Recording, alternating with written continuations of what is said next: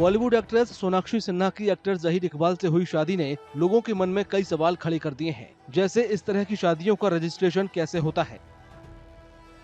1954 के special marriage act के तहत अलग अलग धर्मों या अलग अलग देशों के दो लोगों की शादी कानूनी मानी जाती है। Basically, the objective of Special Marriage Act long back was to have, giving the legal sanctity, legal approval to the intercaste, interfaith marriage.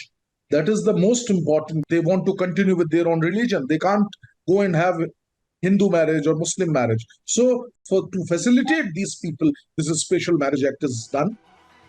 Special marriage act के तहत शादी के वक्त दूल्हे दुल्हन की उम्र कानूनी तौर पर सही होनी चाहिए। साथ ही उन्हें मानसिक रूप से सेहतमंद और गैर शादीशुदा होना चाहिए।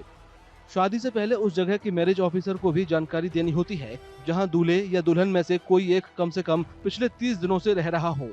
इस कानून के तहत शादी मैरिज ऑफिसर और 3 गवाहों की मौजूदगी में होती है। शादी में कोई धार्मिक अनुष्ठान नहीं किया जाता।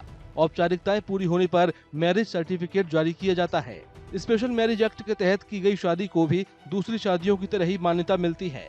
पति पत्नी के अधिकार और जिम्मेदारियां भी दूसरी शादियों की तरह ही होती हैं। विशेष विवाह अधिनियम के तहत शादी का 30 दिनों के अंदर रजिस्ट्रेशन कराना होता है। रजिस्ट्रेशन इस बात का सबूत होता है कि शादी को कानूनी रूप से मान्यता हासिल है।